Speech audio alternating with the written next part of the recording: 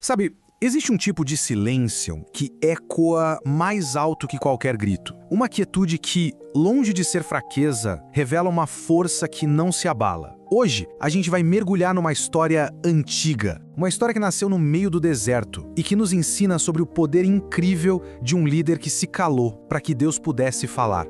É essa pergunta, sabe? Uma pergunta explosiva que o capítulo 12 de Números joga bem na nossa frente. E o mais impressionante é que essa questão não ficou lá na areia do deserto. Ela sobrevive até hoje, nas nossas relações, nos nossos trabalhos e, o que é mais perigoso, até dentro dos nossos círculos de fé. Vamos montar o cenário.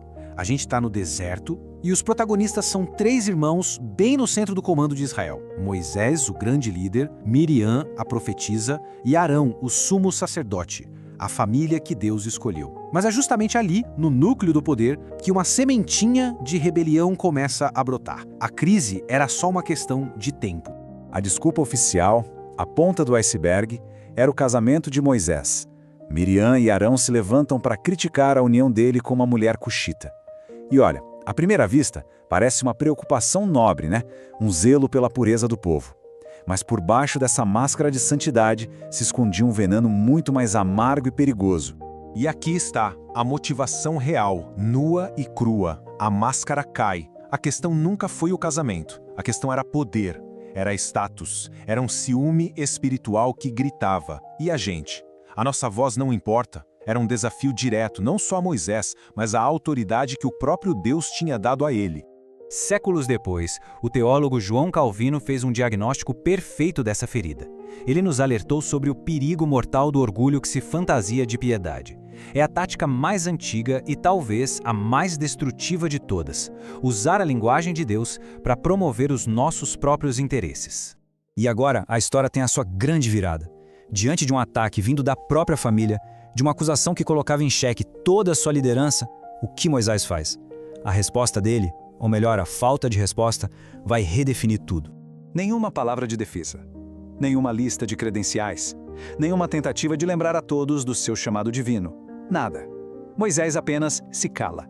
E esse silêncio não é de consentimento, muito menos de medo. É o silêncio retumbante de quem sabe exatamente nas mãos de quem a sua causa está. É a mais pura demonstração de humildade em ação. O grande pregador Charles Spurgeon pegou a essência desse momento. Existe uma lei espiritual aqui. Quando a gente abre mão da nossa autodefesa, não por fraqueza, mas por total confiança, a gente abre espaço para o defensor perfeito entrar em cena. Moisés entregou a sua causa ao único juiz que é verdadeiramente justo. E Deus estava pronto para responder. Como o comentarista Matthew Henry bem destaca, o próprio Deus faz questão de mostrar a diferença. Para outros profetas, ele falava por meio de visões, de sonhos, de forma indireta. Mas com Moisés a conversa era outra. Era face a face, uma intimidade e uma autoridade únicas que tinham acabado de ser desrespeitadas. O silêncio de Moisés agora vai ser quebrado. A tensão no acampamento é quase palpável, porque quando a autoridade que vem de Deus é desafiada, o próprio Deus entra em cena para colocar ordem na casa. A disputa de família estava prestes a receber um julgamento do céu. Imagina a cena. A coluna de nuvem, aquela presença visível e temível de Deus, desce na frente de todos, e uma voz chama Miriam e Arão para fora da tenda. É uma intimação divina, uma reunião de emergência convocada pelo céu. Acabaram-se os sussurros, acabaram-se as acusações veladas. A verdade ia ser dita e ia ser dita agora. E o veredito vem na hora, e é terrível. Primeiro, Deus defende o seu servo Moisés, reafirmando sua autoridade de forma inquestionável. Depois vem o juízo. Miriam, que tudo indica ter sido a líder da rebelião, é atingida por lepra. E a punição não era só física, a lepra a tornava impura, um sinal visível e público da rebelião que nasceu lá no fundo do coração dela. Mas a história não termina em julgamento. Justamente no momento de maior vergonha da sua irmã, Moisés, o homem que foi traído, que foi humilhado, mostra a verdadeira fibra do seu caráter. Ele poderia ter se alegrado com a justiça sendo feita, poderia ter pensado, bem feito, mas em vez disso, diante daquela cena devastadora, Moisés clama a Deus, rogo-te, ó Deus, que a cures. Ele intercede por aquela que o atacou.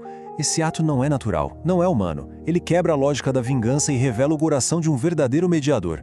E é aqui que a história se abre e revela o seu verdadeiro significado. Moisés é uma sombra, um vislumbre de uma realidade muito, muito maior.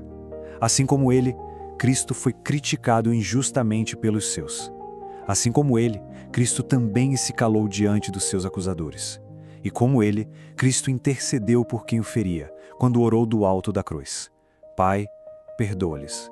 Essa crônica do deserto não é só um relato antigo para a gente admirar de longe. Ela é um espelho. Ela carrega lições urgentes e profundamente práticas para a nossa vida hoje. É um chamado à sabedoria e à verdadeira humildade. Então o que a gente pode tirar disso tudo? Primeiro, muito cuidado com a crítica que se veste de espiritualidade. Segundo, honre a autoridade que o próprio Deus estabelece. Terceiro, tenha a maturidade de entregar a sua defesa nas mãos de Deus. E quarto, a lição mais difícil e mais parecida com Cristo de todas. Ore e interceda por quem te fere. Veja que contraste poderoso. A lei exigiu que Miriam ficasse separada do acampamento, mas a graça faz exatamente o contrário. Por causa do silêncio de Cristo e da sua intercessão perfeita, nós, que estávamos longe por causa do nosso próprio pecado, não somos afastados. Nós somos trazidos de volta para perto, para dentro da família de Deus e para sempre.